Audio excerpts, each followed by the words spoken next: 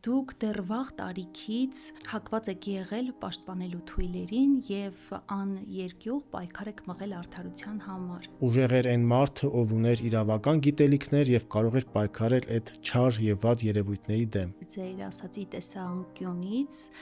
որ օրենքները ավելի շատ ուղղիչ նպատակ ունեն, ոչ թե պատշիչ, օրենքներին հետևելը դառնում է հաճելի։ Պատիժը պետք է լինի այնքան, ինչքան պետք է անձին ուղղվելու եւ հասարակություն վերադառնալու համար։ Եթե արդարությունը առարկայական թե ենթակայական իմաստով հատուցում չունենար, իսկապես մարդկային կյանքն անիմաստ կդառնար։ Հասարակությունը պետք է ունենա բավարարվածության զգացում։ Այ հենց դա արդարությունն է։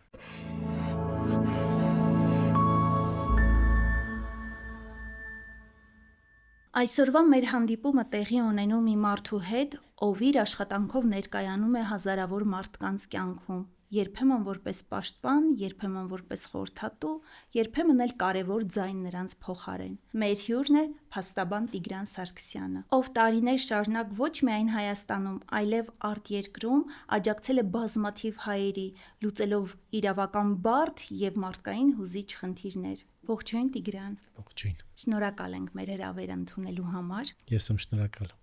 Տիգրան, հաճախ ասում են մարդու բնույթը ձևավորվում է դեռ մանկությունից։ Դուք դեռ վաղ տարիքից հակված եք եղել պաշտպանելու թույլերին եւ աներկյուղ պայքար եք մղել արդարության համար։ Կարող եք հիշել դրվագ ձեր մանկությունից, որ այսօր ձեզ հիշեցնում է ինչու եք այս ճանապարհին։ Մանկուց երազել եմ օգտակար լինել այլ անձանց համար եւ շրջապատում առաջին բանը, որ նկատել եմ, եղել է անարդարությունը։ Հատկապես ժամանակահատված կար, երբ մեր հասարակությունում խնդիրներն ավելի շատ էին, քան այսօր, եւ մարդկային անարդարություններն ավելի ընդգծված էին մեր պատանեկան տարիներին, ամեն դեպքում այդպես էր իմ ընկալումը, եւ ավելի օգտակար եւ կարեւոր գործ անելու համար որոշեցի ընտրել իրավաբանի մասնագիտությունը, քանի որ կարծում էի, որ այդ մասնագիտությամբ ավելի շատ կարող եմ անել, այսինքն ավելի շատ մարդկանց կարող եմ օգնել։ Հիմնականում դրանով է պայմանավորված եղել։ Դպրոցական տարիներին հատկապես նկատել եմ, որ տղաների մեջ կոնֆլիկտներ են եղել, եւ այդ կոնֆլիկտների ժամանակ ես չեմ կարողացել հարմարվել, հանդուրժել անարդարությունները,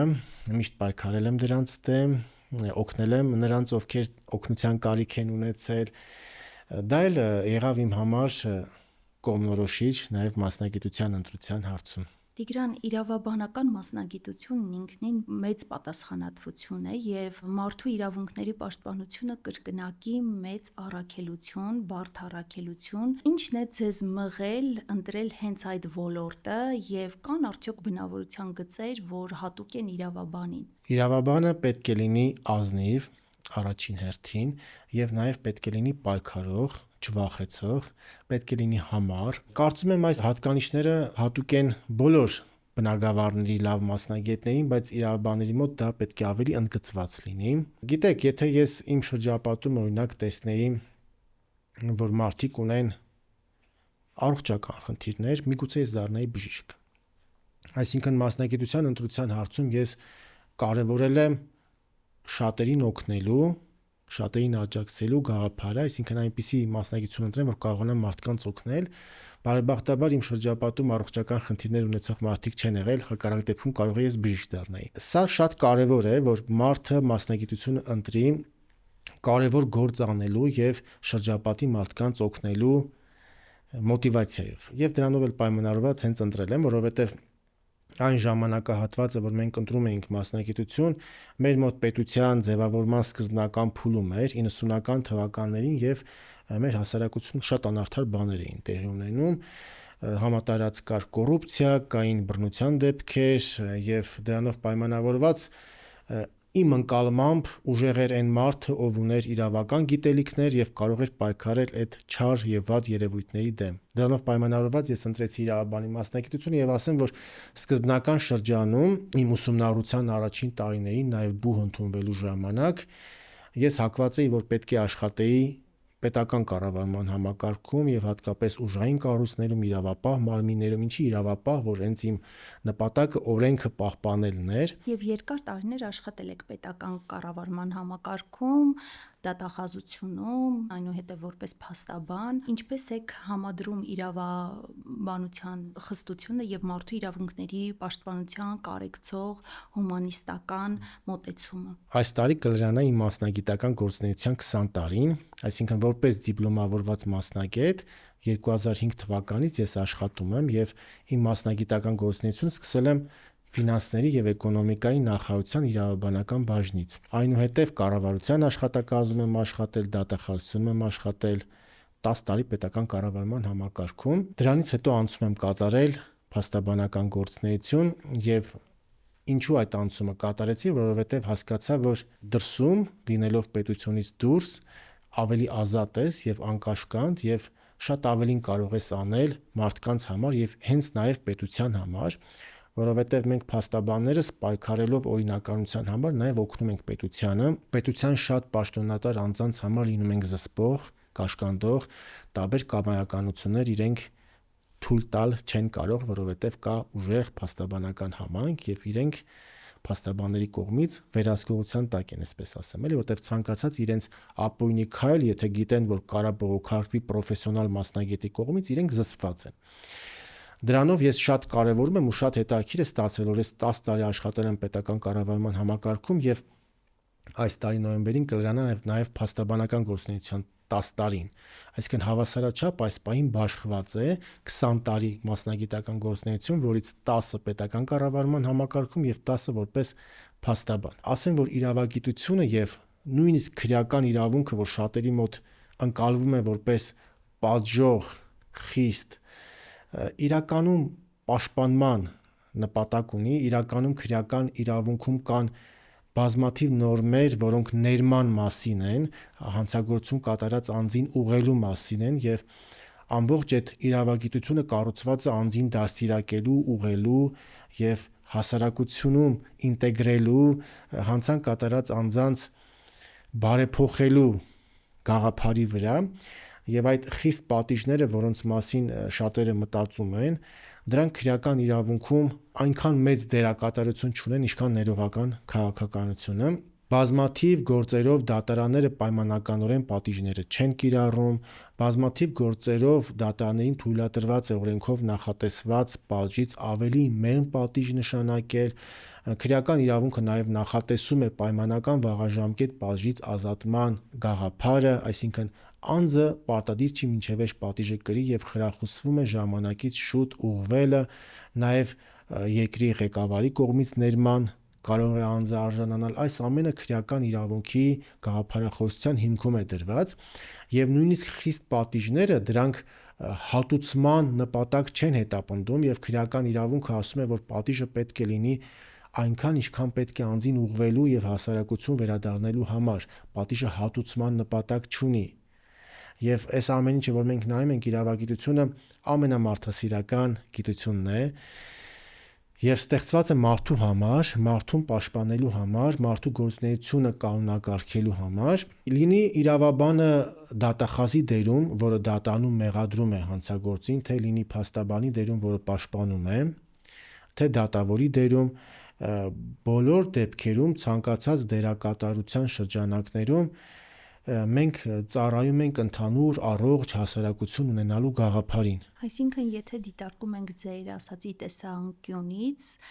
որ օրենքները ավելի շատ ուղղիչ նպատակ ունեն, ոչ թե պատժիչ, օրենքներին հետևելը դառնում է հաճելի։ Այո, օրենսդիրը պետք է հասկանա, որ օրենքը կառուցելիս, օրենքը ստեղծելիս պետք է այն բխի մարդու շահերից եւ իրավագետները բաժանում են օրենսդրությունը երկու խմբի՝ տեսականորեն բնական իրավունքներ եւ պոզիտիվ։ Բնական իրավունքները դա անհրաժեշտ են մարդուն եւ դա չի տրվում պետության կողմից, այլ ճանաչվում է պետության կողմից, իսկ օրենսդիրը պետք է պարտադիր հաշվի նստի դրա հետ։ Հակառակ դեպքում հասարակությունում առաջանում են ըմբոստություններ, անհանդուրժողականություն, բախումներ։ Շատ դեպքերում մարդիկ ասում են օրենքները արդար չեն։ Այդ տեսեք այդ գաղափարը։ Դա նշանակում է, որ օրենսդիրը պրոֆեսիոնալ չի եղել, իրավաբանները ճիշտ չեն հաշվարկել եւ մարդկանց մոտ կա անարդարության զգացում, հա։ Դրա համար իրավագիտությունը շատ կարեւոր է եւ բազմաթիվ ըմբոստություններ, բախումներ, առճակատումներ չեն լինի, եթե օրենսդրությունը լինի բնական իրավունքի վրա կառուցված արդար ճիշտ հաշվարկներով։ Հետաքրքիր է ձեր խոսքից հիշեցի մի դրվագ, երբ լսում էի ժամանակակից փիլիսոփաներից մեկին եւ ինձ անասելի դուր եկավ այն ձևակերպումը, որ եթե արդարությունը առարկայական թե ենթակայական իմաստով հատուցում չունենար, իսկապես մարդկային կյանքն անիմաստ կդառնար։ Ինչ է ձեզ համար արդարությունը եւ անարդարությունը, կուզենամ ձեր տեսանկյունից ձևակերպեք։ Արդարության հետ կապված մենք ունենք հազարավոր սահմանումներ եւ իրավաբանները նույնիսկ դրա շուրջ չունեն միատեսակ մոտեցում եւ փիլիսոփաները եւ իրավաբանները արդարությունը փորձում են ճանաչել, հասկանալ, բայց դա յուրովի է ընկալվում յուրաքանչյուրի մոտ։ Իմ պատկերացմամբ արդարությունը բավարարվածության զգացումն է, երբ անձը աշխատանք է կատարում եւ ստանում է այն, ինչին ինքը արժանի է իր ընկալմամբ, բավարարվածության զգացում է ունենում եւ դա էլ հենց արդարության զգացումն է։ Այսինքն, եթե քեզ մի բան պետք է տային եւ դա դու ստացար, դա արդարության զգացումն է։ Եթե պակաս տվեցի, բնականաբար դու կասես, որ դա անարդար է։ Հասարակությունը պետք է ունենա բավարարվածության զգացում։ Այ հենց դա արդարությունն է։ Նույնը նաեւ քրեական գործերով, երբ տուժողը պահանջում է, որ հանցանք կատարած անձին խիստ դատապարտեն։ Եթե խիստ չեն դատապարտում, ասում է արդար չի։ Բայց այդ ամենը կարող է լինել սուբյեկտիվ։ Այո։ Դրա համար արդարությունը յուրաքանչյուրի համար տարբեր է։ Այսինքն տուժողի համար արդարությունը դա հանցանք կատարած անձին խիստ դատապարտելն է, իսկ հանցանք կատարած անձի համար արդարությունը նաև հաշվի առնել մեղմացուցիչ հանգամանքները իրեն ներելը։ Յուրաքանչյուր անձ ինքն է արդարությունը գնահատում եւ ցավոք սրտի մենք համընդհանուր արդարության հասնել չենք կարող, որ բոլոր կողմերը գոհ լինեն եւ բավարարված լինեն։ Միշտ այդ մրցակցությունը պայքարը կա, արդարության փնտրտուքը միշտ կա։ Իմ ընկալմամբ յուրաքանչյուր անձ բավարարվածության զգացում ունենալով դա համարում է արդարություն։ Ես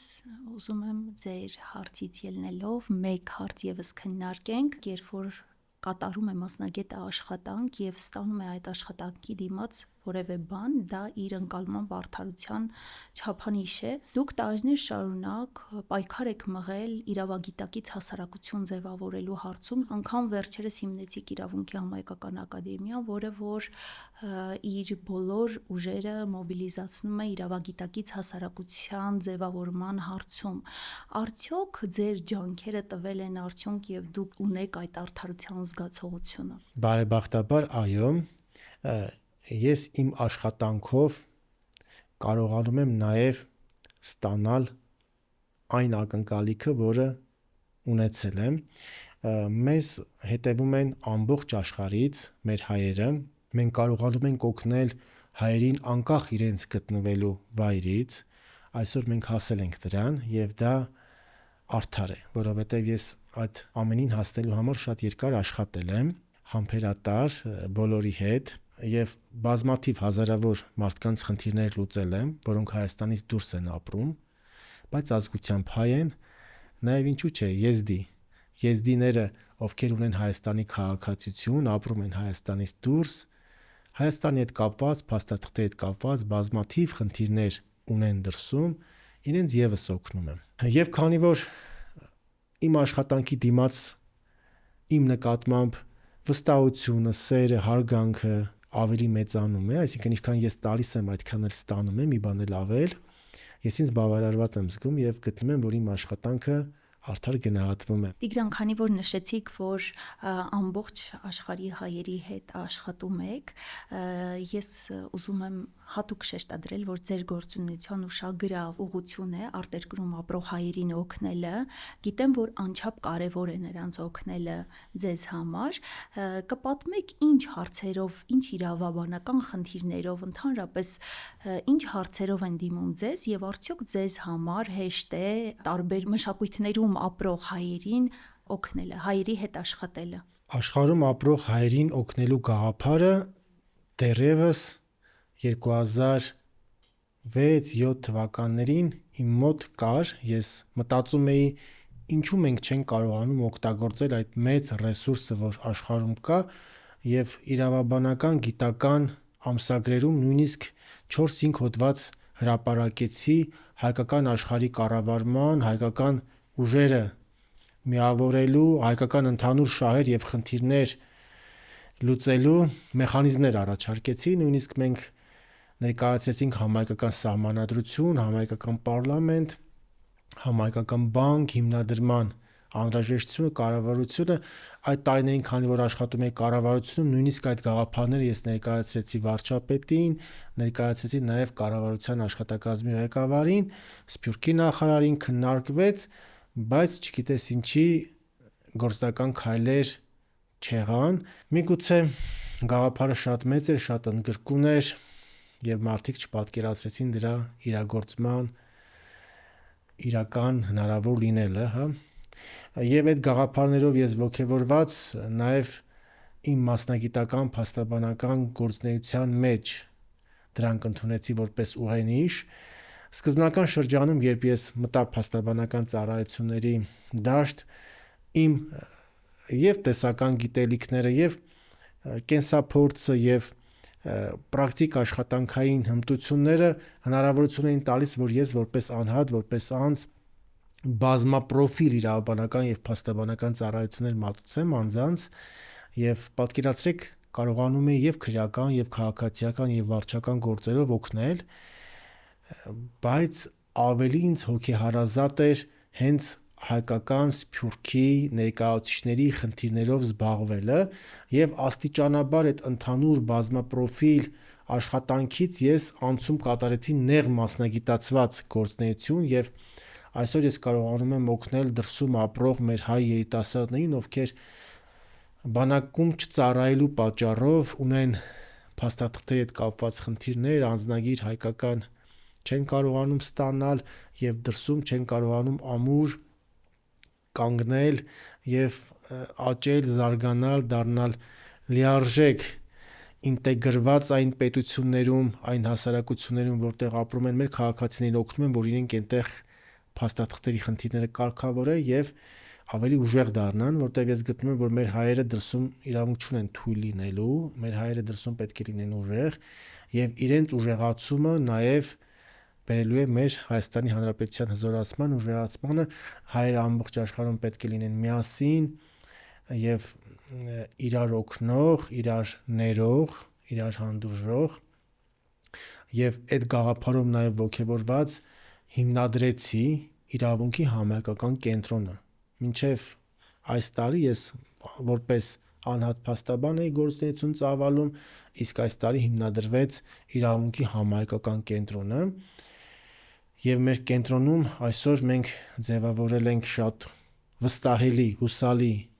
աշխատակազմ, հմուտ մասնագետներով, փաստաբաններով, մարդիկ, ովքեր իրենց կենսափորձով, անցած ճանապարհով,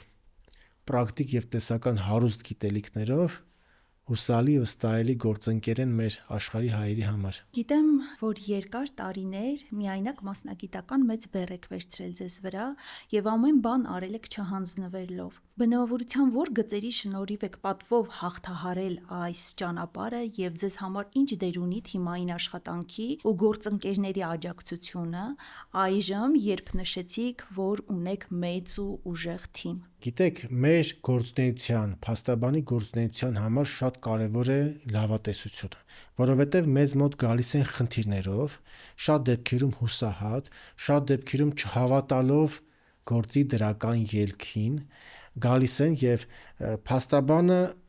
պետք է լինի լավատես, որովհետև մեր մասնագիտությունը նաեւ փնտրելու, գտնելու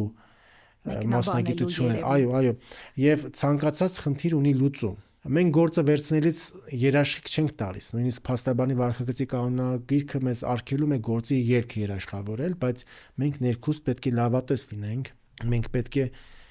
ներքին համոզմունք ունենանք, որ գործը հաջողելու ենք, եւ այդ լավատեսությունը շատ է օգնում մեր գործում։ Կարծում եմ իմ գործունեության հիմքում լավատեսությունն է եղել եւ մարդասիրությունը։ Առանց մարդկանց սիրելու, առանց մեր վստահորդներին սիրելու այնպիսին, ինչպիսին իրենք կան, ընդունելու իրենց խնդիրները, հոգսերը, մենք չենք կարող իրենց օգնել։ Եվ այդ երկու հիմնական բնավորության գծերը, հա, եւ լավատեսությունը եւ մարդասիրությունը եւ նաեւ համառությունը բնականաբար։ Առանց դրանց ոչինչ չէր կարող լինել։ Համբերություն, համառություն, լավատեսություն դա օգնում է մասնագիտության մեջ աճելու, զարգանալու եւ մարդկանց հետ աշխատելիս հաջողել կարևոր է ոչ միայն մասնագիտական բազան, այլ նաեւ պետք է կարողանաս եւ լսել մարդուն։ Լսելը հեշտ չէ, որովհետեւ մարդիկ հոգսերից են խոսում, իրենց խնդիրներից են խոսում եւ իրենց համբերատար լսելը հեշտ չէ։ Պետք է փաստաբանը կարողանա համբերատար լսել եւ նաեւ կարողանա բացատրել այնպես, որ ոչ իրավաբանը հասկանա, ընկալի եւ տեսեք, մենք փոխադարձ պետք է ունենանք վստահություն, որտեղ փաստաբանին փոխանցվող տեղեկատվությունը շատ դեպքերում անձնական բնույթ է կրում եւ մենք ունենք նաեւ վարքագծի կանոններով պատասխանատվություն դա չհրապարակելու փաստաբանին տրվող տեղեկատվությունը գաղտնի է, կոնֆիդենցիալ է եւ դա շատ մեծ վստահություն է, որ մարդիկ գալիս են իրենց խնդիրները ներկայացնում են, կիսվում են, դա շատ մեծ պատասխանատվություն է։ Եվ այս ամբողջ գործընթացում կարողանալ դիմանալ, համբերել, աշխատել, բնականաբար շատ ուժեղ կամային հատկանիշներ են պահանջվում եւ մենք ամեն օր աշխատում ենք մեր վրա այդ կամային հատկանիշները պահպանելու, զարգացնելու համար։ Հետաքրքիր է, երբ լսում եմ ձեզ, ինձ մոտ տպավորություն է, որ դուք մարդկանց շատ եք սիրում եւ չսահմանափակվեցիք Հայաստանում մարդկանց օգնելով, այժմ օգնում եք աշխարհի բոլոր ծայրերում ապրող հայերին մարդասիրությունից, մարդուն սիրելու ցանկությունից ելներով առաջին հերթին, որտեվ շատ եք շեշտադրում դա, ինչ է սերը ձեզ համար, այստեղից հարց, որ ոչ որպես փաստաբան, ոչ որպես հասարակությանը օգուտ բերող, այլ որպես մարդ։ Սերը զգացմունքային էմոցիոնալ կապվածությունն է, վստահությունն է, ազնվությունը, աջակցելու պատրաստակամությունը, պատասխանատվության զգացումն է սերը, այսինքն դու քո վրա վերցնում ես պատասխանատվություն, դա ինձ թվում է սիրո դրսևորման ամենաբարձր մակարդակն է։ Հա, կարելի է դա կնոջ նկատմամբ, զավակների նկատմամբ, հայրենիքի նկատմամբ, ընկերների, հարազատների նկատմամբ, եթե վերցնում ես պատասխանատվություն իր կյանքի համար, դա սերն է եւ կարեւոր է սիրո մեջ օգնելը, օժանդակելը, ներելը, հասկանալը, հուզական կապվածություն, գիտակցված, նաեւ գիտակցական մակարդակով այդ հուզական կապվածությունը նաեւ պետք է լինի գիտակցորեն ընդունված եւ զգայական մասը նաեւ գիտակցական մասով պետք է ամրացված լինի։ Շնորհակալություն եւ թերևս մեր վերջին հարցը հաղորդման, քանի որ մեր հաղորդման հյուրերը բացում են իրենց բնավորության խորը շերտերը խոսելով այն համադրումների մասին, որոնք իրենց դարձրել են այնպիսին, ինչպիսին կան այսօր, եւ այդ վաստակած իրավունքով խորհուրդ են տալիս երիտասարդ սերնդին, դուք ինչ կասեք այն իրավաբաններին, որոնք ոչ միայն մասնագիտական առումով ուժեղ, այլ մարդկային առումով արդարության իրական պաշտպաններ են դառնալու։ Ցանկացած բնագավառում եւ հատկապես իրավապաշտպան բնագավառում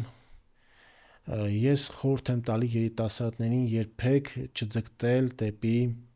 հարմարավետության զոնա, հա։ Ես նույնիսկ այս տարիքում վախենում եմ հարմարավետության զոնայից եւ այդ զոնային մոտ գնալուց։ Միշտ ձգտեք մարտահրավերներ նետել ինքներդ ձեզ, ձեր համար բարձր չափանիշներ սահմանեք եւ ձգտեք դրանց։ Չհիասթափվել, որովհետեւ ցանկացած հաջողության ետևում կանգնած է երկարատև քրտնաջան աշխատանքը, համառությունը։ Եվ իմացեք, որ հակառակը կործանումն է։ Եթե մարդ չի պայքարում ամեն օր ավելի լավը լինելու համար, հակառակը կործանումն է։ Եթե դու չկայանաս, այլընտրանք չկա։ Կործանումն է, դրա համար երբեք մի գնացեք այդ հարմարավետության զոնան, միշտ պայքարեք եւ եթե չկա պայքարելու բան, դուք պետք է ստեղծեք, աշխարհում բազմաթիվ խնդիրներ կան, բազմաթիվ հոգսեր կան, մարդու կյանքը բարելավելու համար դուք պետք է գտնեք ձեր առաքելություն ընդհանրապես աշխարհում մարդկային կյանքը բարելավելու համար եւ ես միշտ նաեւ ուզում եմ խոսել մեր պարտավորությունների եւ պարտքի մասին ապագա սերունդների առաջ։ Երբ մենք եկանք աշխարհ, աշխարհում շատ բան կար ստեղծված, հա։ Այսինքն մեր պապերը, մեր պապերի պապերը ստեղծել են որոշակի կենսապայմաններ եւ մենք ծնվելով գալով աշխարհ դրանք վայելում ենք։ Մենք պարտք ունենք դա փոխանցելու հաջորդ սերունդներին։ Շատ է լինում դեպքեր, չէ, երբ խոսում են, ասում են դե այդքան աշխատում, ստեղծում է, հո հետը չի տանելու։ Այն նման մոտեցումը դա կործանարար է։ Մարդիկ ստեղծում են, որպեսզի ապագա սերունդներին փոխանցեն այն պարտքը, ինչ որ ստացել են իրենց պապերից, եւ մարդիկ պետք է միշտ կարողանան դա գիտակցել, պահել իրենց մտքում եւ երբեք չթուլանալ։ Շնորհակալություն Ես եմ բովանդակալից զրույցի համար։ Մեր զրուցակիցն էր փաստաբան Տիգրան Սարգսյանը, ում մանկության մեջ արմատացած արդարության զգացողությունը այսօր գիտակցված ընտրություն է։ Իսկ դուք, սիրելի հետևորդներ, մի մոռացեք կիսվել ձեր ընկալումներով եւ հետեւել մեր YouTube-յան ալիքին, որպեսզի բաց չթողնեք հետագա թողարկումները։